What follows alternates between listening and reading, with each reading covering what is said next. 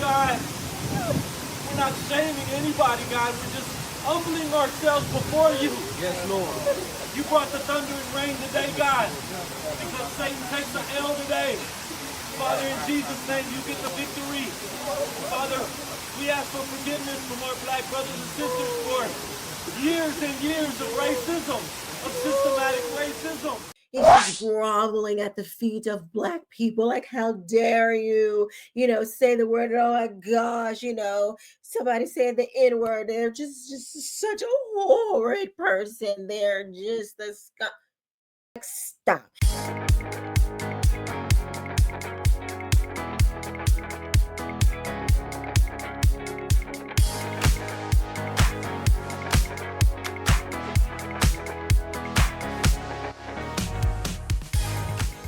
What's up, everybody? Welcome to another episode of The Quisha King Show. I am your host, Quisha King Benton. Thank you so much for watching The Quisha King Show. We're talking about Piers Morgan. Now, Piers Morgan, his first job in journalism was at a tabloid. And I think that's why he probably runs his show the way he does. I mean, it gets all the views because it's messy, child. It's messy. This Steven Crowder and Marc Lamont Hill is no different. I just, Piers Morgan and Marc Lamont, they both rub me the wrong way. Piers Morgan, because he's so Jerry Springer and he wants to just pretend like, he just has this. He's just groveling at the feet of Black people. Like, how dare you, say the word. Oh my gosh, somebody said the N word. They're just such a horrid person. They're just the It's like, stop. Understand and say, if you use the N word against Black people, you are being racist. If you're white, you know you're being racist. You shouldn't do it, and you should face consequences when you do it. The victim was the 5-year-old Black child that she racially abused, and the adult Black person she racially abused. My daughter, she used to wear this shirt when she was in middle school, I think, and it was like a Black girl in it, and the girl had like a afro. It was like, curl. I don't know. Anyway, it was an afro, but it was like cute, like more modern. When she would wear the shirt, she would come home and she would be like, "Mom, every time I wear this shirt, people will be like, oh my God," like all the white people, they're like, "Oh my God, I love your shirt. Oh my gosh, like, girl, you go, girl." Like, just so, and she hated it. She felt like people were doing it to try to like make her feel like, "I see you, girl. Yes, just be in your Blackness." And she was like, "It's just a shirt. It's just, like, I don't have, I'm not expressing, myself. I'm just wearing a shirt that I thought was cute." And it's like, that's Piers Morgan to me. You're just like, that white liberal that has to be like, "Oh my gosh, you're Black. Oh, sorry for the struggle." Like, please stop. And then we have Marc Lamont Hill, who just can't stop being a victim. I mean, like, that is his profession. He is a professional victim, and he will not cease to deliver upon that task in this video. I'm going to give my reaction to this video. I'll give my commentary, and then we will get the discussion going in the chat. No. Don't invite. No. I don't want you to invite this woman to say a racially harmful term in front of me, because I'm the only on here. So if she says it, I'm the victim of it. Well, the fallout from that segment went viral, provoking debate from the big names online, including one Steven Crowder, who called me out for being completely disingenuous for my challenge to racist Gadis. If you're going to be that brazen, let's see if you're actually prepared to do it. And it turned out she wasn't. The point that I was making, and I believe I said low down dirty trick. I don't think I just said disingenuous. And it's not about you with that specific person. It's about say the N word. Say the N word. And we've seen this used quite a bit. And the issue that I have here is I don't want to live in a society. Now, I'm not super familiar with this lady, okay? If you say she's a racist, I'll take your word for it. Well, she admitted it. She admitted it. Okay. But we live in a society where right now the racism issue, and words are being thrown down as landmines as someone is walking in reverse. And you can look at, for example, I think we're all adults, context, and the level of affront, which is what I was addressing there with Dr. Marc Lamont Hill, who's been very much a gentleman with me. And I'll determine the level of authenticity as to that offense. I think we're adults and we can have context. I don't think that there are boogeyman words. I think context matters more. I think that we as a society right now are canceling livelihoods over someone saying a word and permitting reprehensible behavior in the form of crime, in the form of the protests that we have seen in the last recent years. And I think I'd like a society where we are hard on actions and forgiving on words, and certainly in the context of adulthood, able to understand it. Okay, so look, a large part of what. Okay, that doesn't seem too much to ask. Hard on words, forgiving on, I'm sorry, hard on actions, forgiving on words. That seems reasonable. For example, if I say, and I'm not saying this, let's say Kanye West's recent single, right? That's a problem. It's offensive. I think we would both agree that it's borderline, at least anti-Semitic. Would we agree on that? Sorry, just say that again. I can be sure what you're saying. Kanye West's recent song, right? His recent banger. We both agree it's at least on the line of anti-Semitic, right? Yeah, I don't think that anyone out there. Yeah, listen. So we both agree that it's anti-Semitic. I think it's bad. I think saying Hail Hitler is bad. Okay. That is not, however, a violation in any way. Your First Amendment protects it. Now, saying I would like to, I am calling you to enact what Hitler has enacted, that's a call to action. Defamation requires damages. And I want to get to this because this does matter. Okay. When we're talking about this new song, and as a comedian and as a linguist, I'm going to say the word here so that everybody knows, and that's what you're going to clip. We're looking at words that are offensive, a song that is offensive, but one is a boogeyman word. We have one noun, a verb, and a noun. Okay, we have a noun by itself, contextually. That's bad. Shouldn't say it, but it's not imbued with any power outside of historical context. The last noun, Hitler, is imbued with the power of the verb that precedes it. Hail, to praise, to venerate. That'll get clipped, even though I'm condemning the song as anti-Semitic, and not one person here who would be the victim of a more severe call to action is going to say it's anti-Semitic. I think we're in a silly point in this country when we're pulling this clip to condemn the anti-Semitism here at the studio, and people going, hey, can I get a second cut of that N-word, Hail Hitler? That's the point. It's not genuine. Would you have used the N-word in the way that you just did if you had a black guest with you? Stephen has such a great point. How is it that we can say, we can have all of this anti-Semitism, can't say this, can't say that, but then Kanye can make a record that says Hail Hitler, but can't say the N-word. See, I'm not even saying the N-word. And he's right. It isn't genuine. It is not standing in truth. But if you really cared about being offensive to someone, so we're not going to use this word, why not bleep out Hail Hitler? Would you have used the N-word in the way that you just did if you had a black guest with you? Like, why is that your first question after he just laid that all out? Like, that doesn't give you anything to like actually think about, like, yeah, why are we, both agreeing that these terms are offensive, but one is bleeped out and one isn't? Why aren't we addressing that? Is this genuine? That's a real conversation. Not, oh, well, would you say that in front of a black dude? Like, what this is that Jerry Springer nonsense that Piers Morgan has, turned into, unfortunately. Like Dr. Hill? Sure. You would? Sure. And here's the challenge again. It's not a challenge. This is the point, right? No, We're trying to use this as a tool. It's great for broadcast, but bad for the hang on, Stephen. bad for the country. I think both you and Marc Lamont Hill missed the point of what I was doing there. So what about Shiloh Hendrix, who is caught on camera repeatedly using the N-word, says it to a 5-year-old kid, right? And is now getting hundreds of thousands of dollars, maybe even millions now, I haven't checked, in charity donations backing her. A, do you support what she did on that bit of footage? Tax day has passed, but for millions of Americans, that's the fall. But even...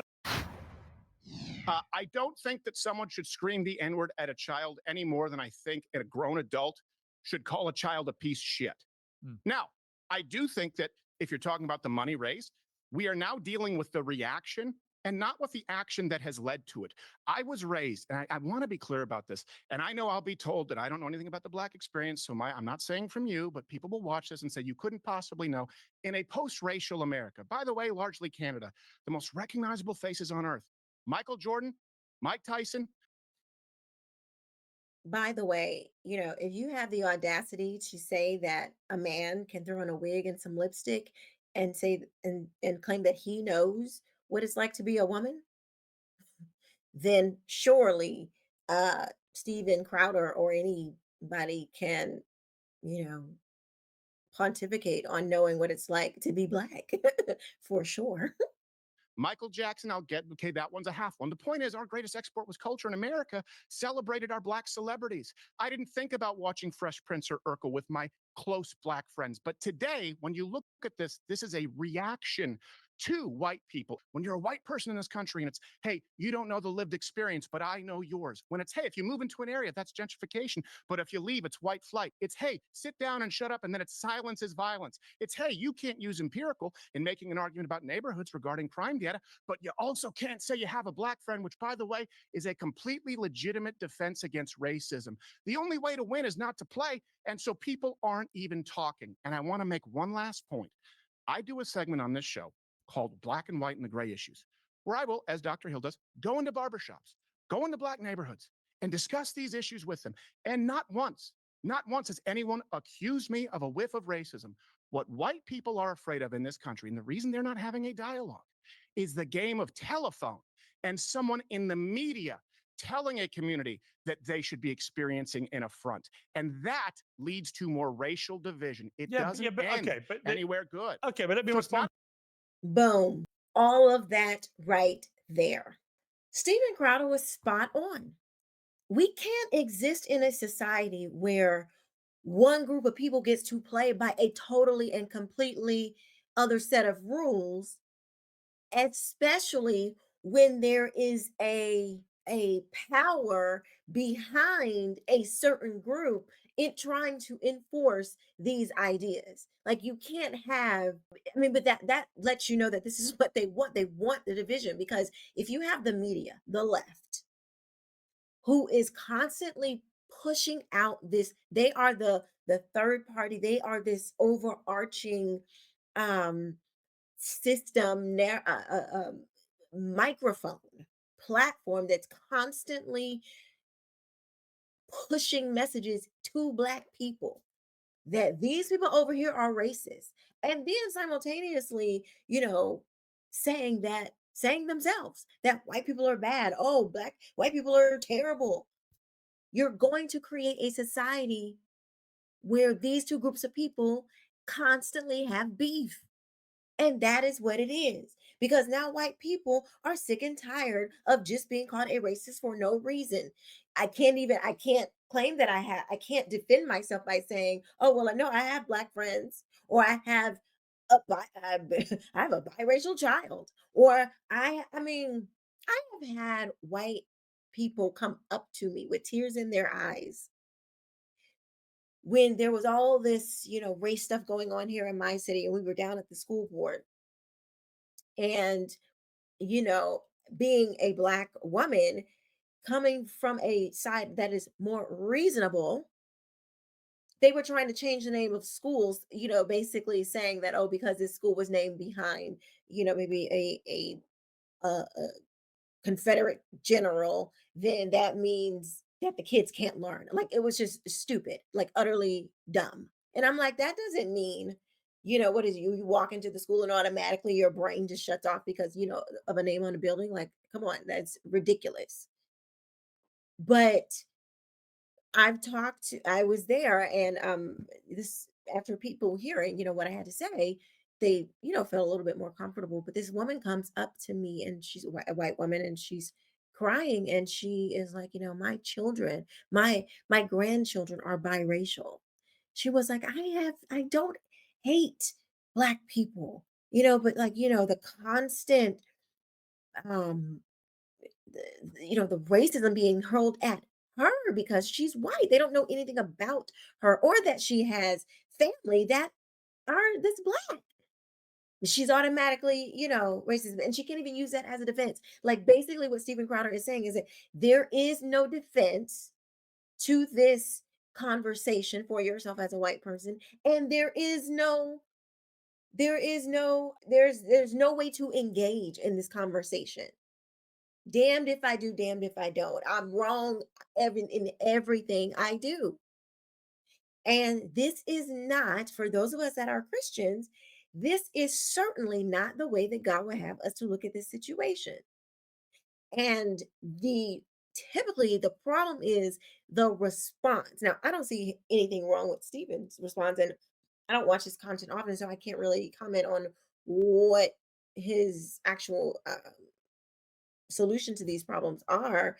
But he does seem reasonable. Like we should be able to talk without somebody pointing a finger and saying and trying to assign a position to your heart, what you are like, how you feel about a topic. That's ridiculous. Black people do not have bionic, radio waves to read into the intents and hearts of white people. You do not have that a superpower. You're not special because you're Black. You don't magically know what other people are thinking. You don't. And just simply by somebody being white doesn't mean you get to determine what they think or believe. That is stupid. You just want to look at the outside of a package and say, oh, that's wrong. That is dumb. That takes away all critical thinking. You're not even trying to engage. Anyway, that's what he's trying to say. But we're all hosts. There's a moment where you got somebody on the ropes, and we know it's a good moment. We know it's a big moment. And getting a white person to say the N-word, it's like A Few Good Men. It's like, did you order, it's a Jack Nicholson moment, right? If you can get them to do that, that's a big moment. And I get that. I guess Marc Lamont Hill is full of crap. If, like he just said, see, you got to read between the lines with these people, especially the media. That's why what we do over here is keep it real. And I don't want to have to do all that. But since we're dealing with these people, we got to read between the lines. What he just said was, I'm in the media. We're all hosts. We know what we're doing. We know those moments that we want to clip and go viral and stuff. And basically, Marc Lamont Hill is like, I was giving you a moment, darling. I'm giving you a moment too. You getting your moment trying to get her to get the N-word. But no, I'm going to capitalize on this moment, honey. Okay. You will not be out spectacling me. And so to dump money, almost $800,000 into her coffers, it ultimately rewards her for using that language. Imagine if an arsonist were to set a building on fire, and all three of us agreed that that arson should not get the death penalty. I think we probably all agree on that. But if we were to then take $1 million and dump it in their GoFundMe to fund the arsonist's legal defense, and now they get off, is that the right way to do it? Is that the right call? There might be other ways to do it than to fund the person who's done Mr. Crowder has. Can we both, if we want to find common ground here, agree that, yeah, we really find ourselves at a weird point in this country when a bunch of people are giving to a lady who yells the N-word at a 5-year-old, and a bunch of people are giving to someone who is famous for no other reason than allegedly stabbing an innocent person? I know that we'll say it's because innocent until proven guilty, but this is the information that we have on both of these scenarios at this point in time. And what I'm discussing is the prescription moving forward. And one final thing. Here's the point that I was making that you didn't show in that clip too, was saying that it's racist for someone to say they would prefer to live in a predominantly white neighborhood, or they would prefer to live in their neighborhood, which is not Black, I believe is what they said. And I don't believe it was necessarily her. I believe there was a man on the panel who said that, but you do. And I'm not going to attribute racism in your heart because only 4% of the population where you're placed in Los Angeles is Black. I think we need to stop attributing and imbuing hatred, and I think we need to stop empowering them. But we do find ourselves at a point in this country where neither of these give, send, goes would have blown up if it existed 10 years ago. Why? How'd we get here? Ghastly manner, totally inhumane to me. And I think the common theme, Stephen, of the two things is social media. Social media has, I think, inflamed social and racial tensions to a point where people just don't think the normal rules of society apply. They can be as disgusting and inhumane and racist and sexist and whatever they want to be as they like, with no accountability in almost every case.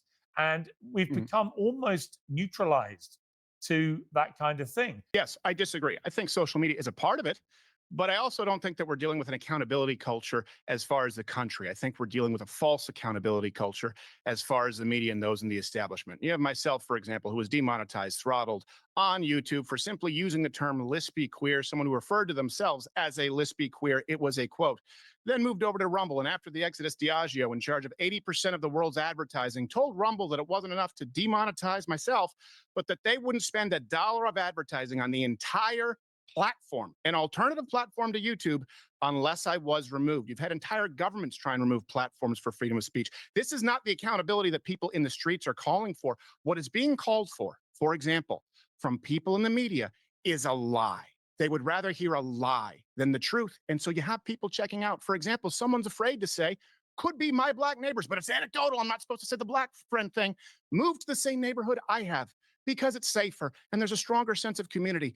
But if you want me to lie to you and say, I picked that neighborhood and it just so happens to be more mixed or more white, but my neighbor's a former Dallas Cowboy, you can demand a lie, but the media is demanding the lie, not the American people. I am in no way concerned going down to a black neighborhood because I do it to the tune of hours, hundreds of hours of footage and hundreds of millions of views discussing these issues. The challenge I run into is when someone else, a third party, wants to play a game of telephone and tell them that it's racist. You can go and watch. I had not one, not two, but 10 people in this installment say, yeah, I think all lives matter. I think anyone who says that's white supremacy is out of their mind. They don't speak for us, the black community.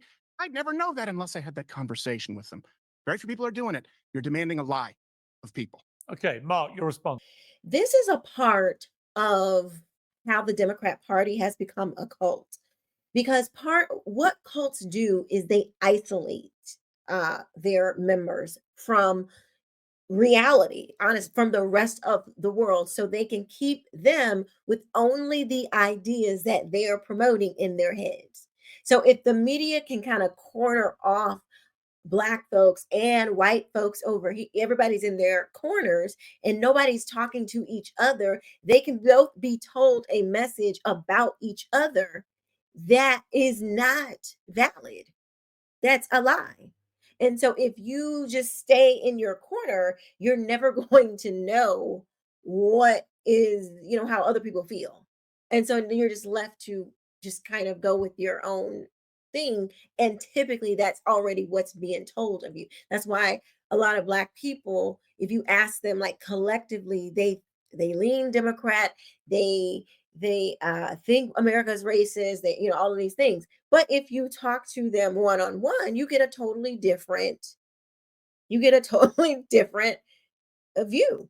There's absolutely nothing wrong with making decisions about where you want to live. But there's a huge difference between saying, I want to live in a statistically safe neighborhood, or I want to live in a historically safe neighborhood, and I don't want to live around black people under any circumstances. And again, the latter is what came out in our conversation on the show the last time. And we're melding those two things as if they are the same, and then acting as if there's just no room for white. So what? So what? Why? Honestly, if a person doesn't want to be around black people, why can't they do that? Like, them not wanting to be around you, doesn't that make your life better? Not having to be around somebody who don't want to be around you? Okay, like, you could do all that, go live where you want to live, go say what you want to say. Don't put your hands on me. Don't hurt my family. Don't put your hands on me. Don't bother me. But honesty about where they want to live. I ain't met a person yet that doesn't want to live in a safe neighborhood. I want to live in a safe neighborhood. I also want to live around black people. People can make their own choices, but let's not pretend they're the same thing. Okay, we've got to end it there. Yeah. I would say, in answer to your question, Stephen, I would say in both. No, the only reason why you don't want to pretend that they're the same thing is because it's not the same outcome that you want. Because one outcome would actually bring more peace and harmony. But Lamont does not want peace and harmony. He likes the chaos.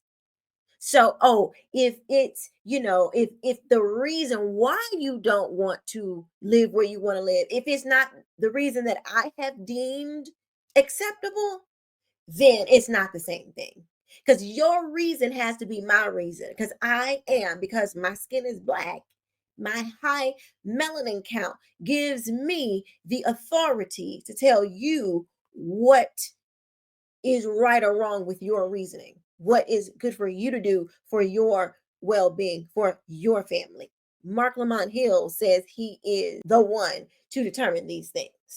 The audacity. You guys, those are my thoughts on this terrible interview. Let me know what you think about what I think in the comments section below. If you have not subscribed, what are you waiting for? Go ahead, hit that subscribe button and turn on the notifications so you never miss another upload. Thank you so much for watching. I will see you next time. Bye-bye.